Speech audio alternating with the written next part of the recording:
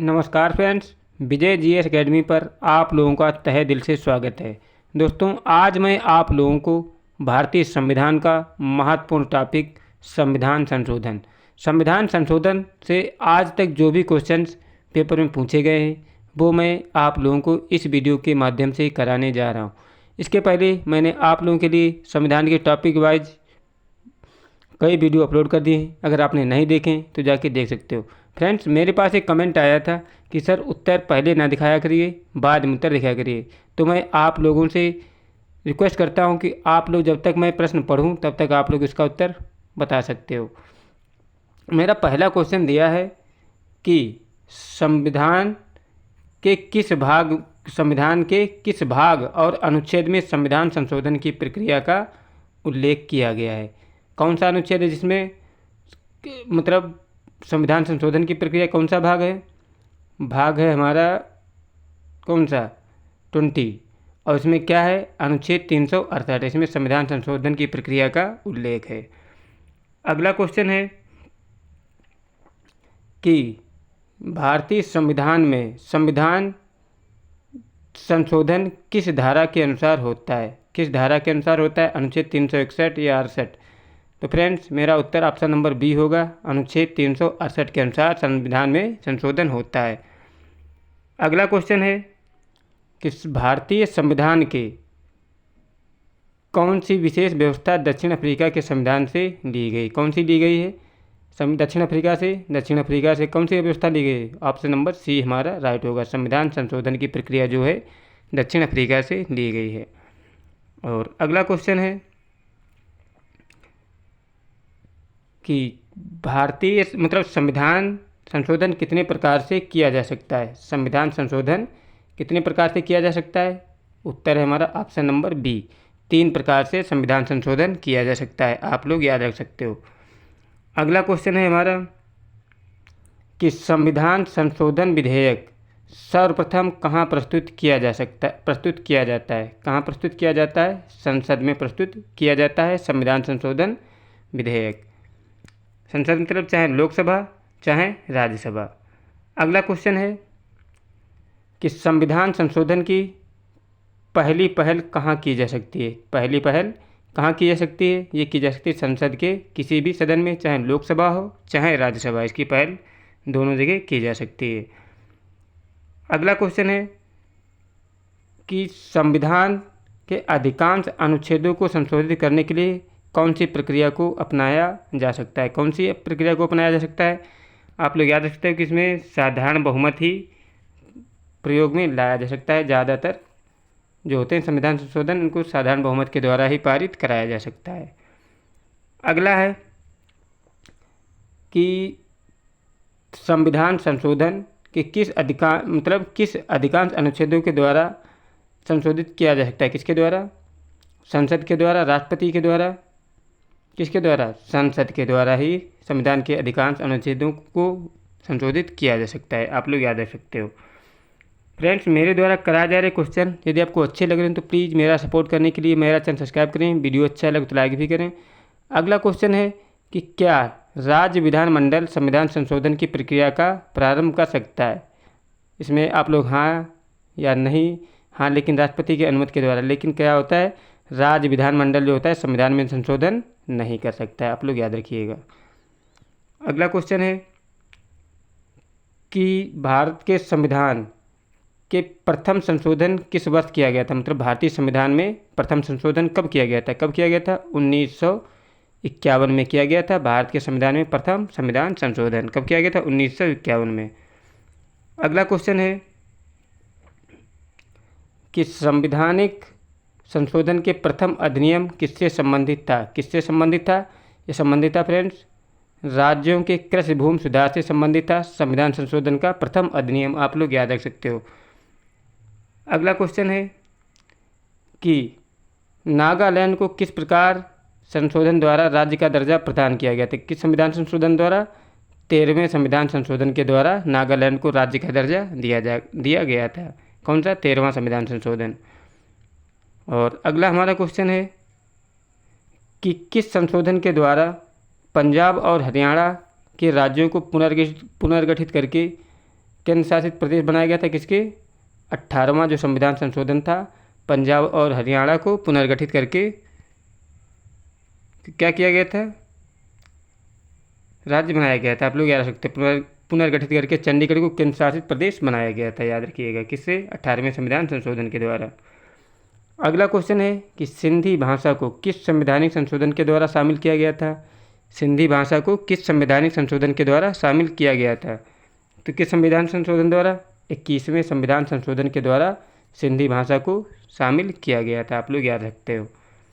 अगला क्वेश्चन है हमारा कि किस संवैधानिक संशोधन के द्वारा मेघालय राज्य की स्थापना की गई थी? किसके द्वारा? जो 22वां संविधान संशोधन हुआ था उसमें मेघालय राज्य की स्थापना की गई थी।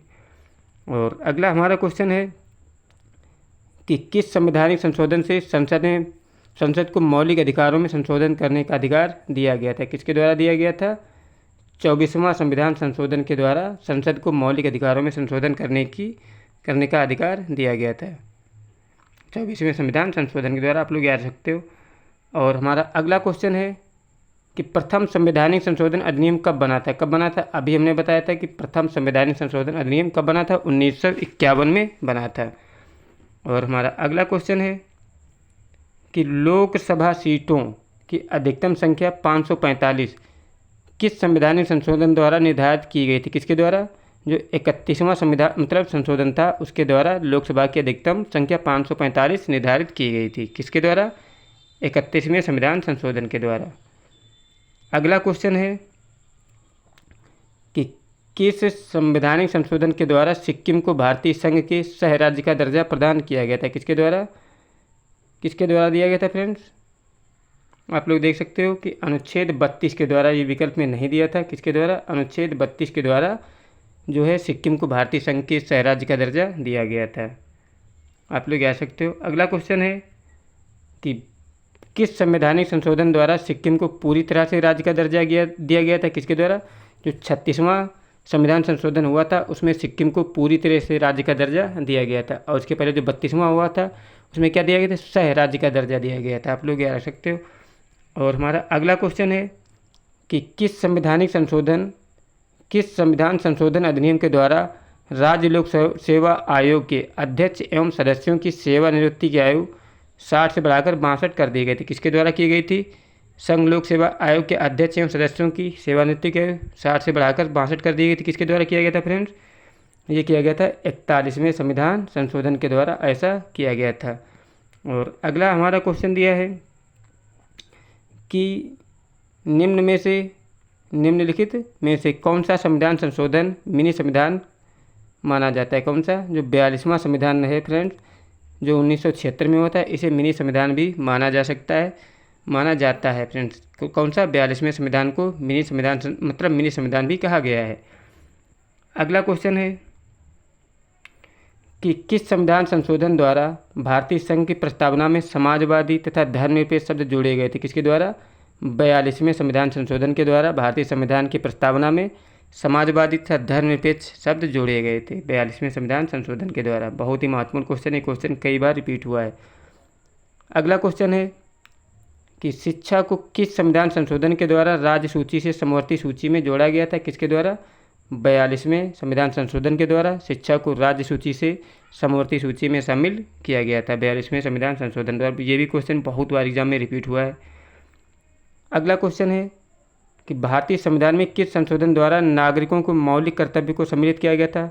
ये भी फ्रेंड्स 42वें संविधान संशोधन के द्वारा ही नागरिकों के मौलिक कर्तव्य को शामिल किया गया था। इसीलिए फ्रेंड्स इसको क्या कहा गया था? मिनी संविधान भी कहा गया था। अगला क्वेश्चन है कि दल बदल क्या है? कि दल बदल विधेयक कानून किस संविधान संशोधन विधेयक से संबंधित है? किससे? 52वां जो संविधान संशोधन है दल बदल से संबंधित है। दल बदल क्या होता है? आप लोग पता होना चाहिए कि अगर एक पार्टी से आप चुन के गए हो, उसमें से कुछ शर्तें होती हैं। अगर आप जैसे 10 विधायक हैं, अगर एक विधायक पार्टी छोड़ता है तो क्या होता है? उसको इस्तीफ़ा देना पड़ेगा। वो दूसरे दल में तभी जाएगा जब उसको इस्तीफ़ा शामिल होगा, तो इस्तीफ़ा अपने पद से दे सकता है। दोबारा चुनाव लड़ के तब जीते तो पार्टी में दोबारा सांसद या विधायक बन सकता है। अगला क्वेश्चन है कि 42वें संविधान संशोधन अधिनियम 1976 से भारतीय संविधान में कौन एक नया अधिनियम जोड़ा गया था? कौन सा जोड़ा गया था? मौलिक कर्तव्य जोड़ा गया था संविधान 42वें संविधान संशोधन अधिनियम 1976 के द्वारा। और अगला क्वेश्चन है कि संविधान के किस संविधान संशोधन द्वारा वोट देने की आयु 21 वर्ष से घटाकर 18 वर्ष कर दी गई थी? कौन सा? जो 61वां संविधान संशोधन था, इसमें जो वोट देने की उम्र 21 वर्ष से घटाकर 18 वर्ष कर दी गई थी। किसमें? 61वें संविधान संशोधन के द्वारा। अगला हमारा क्वेश्चन है कि भारतीय संविधान के किस संविधान ने नागरिक स्थानीय सरकारों को संवैधानिक दर्जा प्रदान किया था? मतलब जो पंचायती राज है फ्रेंड्स, ये किस में दिया गया था? नगरीय स्थानीय सरकार, नगरीय मतलब यहाँ पे नगरीय स्थानीय सरकारों के लिए दिया गया था। कौन सा? 74वां। और जो ग्राम पंचायत होने के लिए था वो 73वां संविधान संशोधन था। आप लोग याद सकते हो, नगरीय के लिए 74वां होता है। अगला क्वेश्चन है कि किस संविधान संशोधन के द्वारा अरुणाचल प्रदेश को राज्य का दर्जा प्रदान किया गया था? किसके द्वारा? जो 55वां संविधान संशोधन हुआ था, इसमें क्या था? अरुणाचल प्रदेश को राज्य का दर्जा प्रदान किया गया था। अगला क्वेश्चन है हमारा कि किस संविधान संशोधन द्वारा विशेष परिस्थितियों में नीति निर्देशक सिद्धांतों को मूल अधिकारों के ऊपर अधिक महत्व देने का प्रावधान किया गया? किसमें किया गया है? 42वें संविधान संशोधन में ऐसा किया गया है।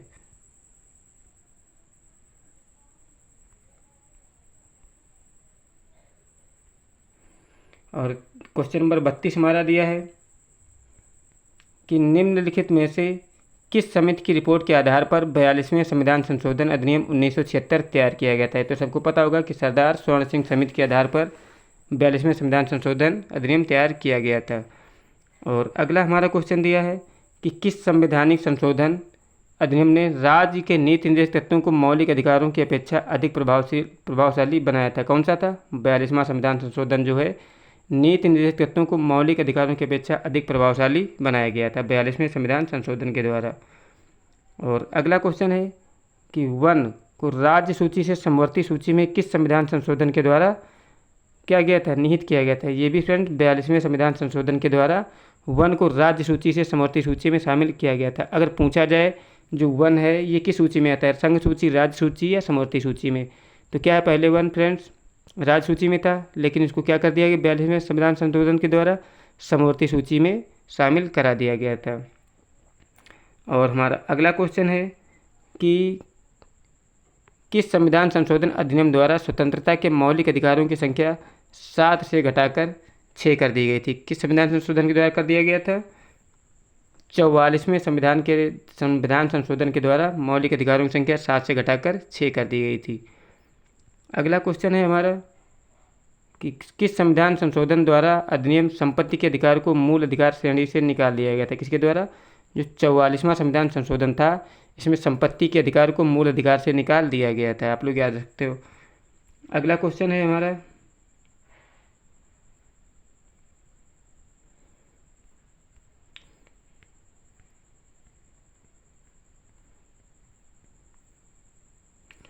कि किस संविधान संशोधन अधिनियम द्वारा संपत्ति के अधिकार को मूल अधिकार के श्रेणी से निकाला गया था? अभी हमने बताया 44वें संविधान संशोधन के द्वारा। और अगला क्वेश्चन है हमारा कि किस संविधान संशोधन अधिनियम द्वारा क्या कहता है? लोकसभा के कार्यकाल को 6 वर्ष से घटाकर 5 वर्ष कर दिया गया था? किसके द्वारा? 44वें संविधान संशोधन के द्वारा जो है लोकसभा का क्या था? कार्यकाल 6 वर्ष से घटाकर कितना कर दिया गया था? 5 वर्ष कर दिया गया था 44वें संविधान संशोधन के द्वारा। और अगला क्वेश्चन है हमारा कि निम्नलिखित में से 52वां संविधान संशोधन 1985 किससे संबंधित है? किससे संबंधित है? अभी हमने बताया था जो 52वां संविधान संशोधन है ये दल बदल से संबंधित है। अगला क्वेश्चन है कि वह संवैधानिक संशोधन कौन सा है जिसके द्वारा राजनीतिक दल बदल पर प्रतिबंध लगाया गया था? अभी बताया था कि जो 1985 में हुआ था 52वां संविधान संशोधन, इसके द्वारा क्या किया था? राजनीतिक दल बदल पर प्रतिबंध लगाया गया था। अगला क्वेश्चन है कि मिजोरम को किस संवैधानिक संशोधन द्वारा राज्य का दर्जा दिया गया था? किसके द्वारा? 53वें संविधान संशोधन के द्वारा मिजोरम को संवैधानिक संशोधन द्वारा राज्य का दर्जा प्रदान किया गया था। और अगला क्वेश्चन है कि गोवा को किस संवैधानिक संशोधन द्वारा राज्य का दर्जा दिया गया था? तो ये दिया गया था 56वें संविधान संशोधन द्वारा गोवा को राज्य का दर्जा दिया गया था। इसके बाद हमारा अगला क्वेश्चन है कि निम्नलिखित में से किस संस्था को 74वें संविधान संशोधन से शामिल किया गया था? किसके द्वारा किसको शामिल किया गया था 74वें संविधान संशोधन के द्वारा? जो नगर पालिकाएँ हैं ये संविधान संशोधन 74वें के द्वारा शामिल किए गए थे।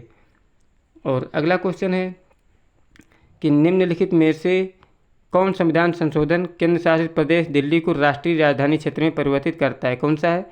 अनुच्छेद जो 69 है, केंद्र शासित प्रदेश दिल्ली को राष्ट्रीय राजधानी क्षेत्र में परिवर्तित करता है। अगला क्वेश्चन है कि किस संवैधानिक संशोधन द्वारा मणिपुर नेपाल और मणिपुरी नेपाली कोंकणी इन तीनों भाषाओं को शामिल किया गया था? किसके द्वारा? 71वें संविधान संशोधन के द्वारा मणिपुरी नेपाली और कोंकणी। और ट्रिक भी याद सकते हो कि 71वें संविधान संशोधन में कौन सी भाषाओं को नमक ना मतलब नेपाली, मतलब मणिपुरी का मतलब कोंकणी, अभी हमने बताया था। जो 21वां हुआ था उसमें केवल सिंधी को ही शामिल किया गया था। जो 71वें में है उसमें 3 भाषाओं को शामिल किया गया था। अगला क्वेश्चन है कि 71वें संविधान किससे संबंधित है? किससे? जो 73वां संविधान संशोधन है ये पंचायती राज से संबंधित है। 71वां संविधान 73वां ऑप्शन आप लोग याद सकते हो। 71वां नहीं 73वां होगा, पंचायती राज व्यवस्था से है। अगला क्वेश्चन है कि भारतीय संविधान के किस संविधान संशोधन द्वारा 6 से 14 वर्ष के बच्चों को शिक्षा का अधिकार मूल अधिकार बनाया गया था? किसके द्वारा? 86वें संविधान संशोधन द्वारा जो है 6 से 14 वर्ष के बच्चों को शिक्षा का मूल अधिकार बनाया गया था। अगला क्वेश्चन है कि निम्नलिखित में से किस संविधान संशोधन द्वारा बोडो और डोगरी भाषाओं को 8वीं अनुसूची में शामिल किया गया था? किसके द्वारा? जो 92वां संविधान संशोधन हुआ था इसमें बोडो और डोगरी भाषाओं को 8वीं अनुसूची में शामिल किया गया था। 3 संशोधन हुए हैं अब तक भाषाओं से संबंधित, 21वां, 71वां और 92वां। अगला क्वेश्चन है कि भारतीय संविधान के संशोधन में कौन सा संशोधन केंद्रीय मंत्रिमंडल के आकार को सीमित करता है? कौन सा? जो 71वां संविधान संशोधन है केंद्रीय मंत्रिमंडल के आकार को सीमित करता है, मतलब कुल सदस्यों की संख्या का 15% ही मंत्री बन सकते हैं, इसमें यही लिखा गया है। और अगला क्वेश्चन है हमारा कि 51वां संविधान संशोधन विधेयक मंत्रिपरिषद को कितने प्रतिशत तक सीमित करता है? अभी हमने बताया है कितने, 15%। 15% है कि 10% है फ्रेंड्स? सॉरी, यहाँ पे 10% होता है, हमने गलती से कितना बता दिया, 15%। मतलब 91 संविधान संशोधन में होता है कुल सदस्य, मतलब सदस्यों की संख्या का 10% ही मंत्री बन सकते हैं। अगला क्वेश्चन है कि 42वें संविधान संशोधन द्वारा जोड़ा गया नया अनुच्छेद किससे संबंधित है? किससे? मूल कर्तव्यों से संबंधित है 42वें संविधान संशोधन द्वारा जोड़ा गया नया अनुच्छेद। अगला क्वेश्चन है हमारा कि किस संविधान संशोधन अधिनियम द्वारा अनुसूचित जातियों हेतु एक पृथक राष्ट्रीय आयोग की स्थापना का प्रावधान किया गया? किसके द्वारा? जो 89वां संविधान संशोधन है इसमें अनुसूचित जातियों हेतु एक पृथक राष्ट्रीय आयोग की स्थापना का प्रावधान किया गया है। अगला क्वेश्चन है हमारा कि निम्नलिखित में से किस संवैधानिक संशोधन में राज्यों के चुनाव होने वाले लोकसभा सदस्यों की संख्या में वृद्धि से संबंधित है? कौन सा है? 7वां और 31वां। ये लोकसभा राज्यों में चुनाव होने वाले लोकसभा सदस्यों की संख्या में वृद्धि करने से संबंधित है। इसके द्वारा राज्यों में जो है लोकसभा की सीटों को घटाया बढ़ाया गया था। और अगला क्वेश्चन है कि भारत के संविधान में नवीं अनुसूची किस संविधान संशोधन द्वारा जोड़ी गई थी? नवीं अनुसूची किस संविधान संशोधन द्वारा जोड़ी गई थी? जो पहला संविधान संशोधन हुआ था उसके द्वारा नवीं अनुसूची जोड़ी गई थी। और अगला क्वेश्चन है कि 14 अगस्त 2007 को संसद द्वारा भारतीय संविधान में संशोधन के उपरांत अब तक अनुसूचित जात की सूची में जातियों की संख्या कितनी है? 1206 है। 14 अगस्त 2007 के संसद द्वारा भारतीय संविधान में संशोधन के उपरांत अनुसूचित जाति में कितनी जातियां हैं? 1206 जातियां हैं। और अगला क्वेश्चन है कि संविधान के किस संशोधन द्वारा केंद्रीय मंत्रियों की संख्या लोकसभा के कुल सदस्यों की 15% सीमित कर दी गई थी? किसके द्वारा? 91वें संविधान संशोधन द्वारा। फ्रेंड्स यही डाउट है, कहीं कहीं 15% मिलता है और कहीं कहीं पे 10% मिलता है। इस क्वेश्चन ने हमको भी डाउट में डाल दिया है, आप लोग इसको कन्फर्म करके ही लगाना। अगला क्वेश्चन है फ्रेंड्स मेरे द्वारा कराए गए क्वेश्चन यदि आपको अच्छे लगे तो प्लीज़ मेरा चैनल सब्सक्राइब कर लें, वीडियो अच्छा लाइक करें। जय हिंद, जय भारत।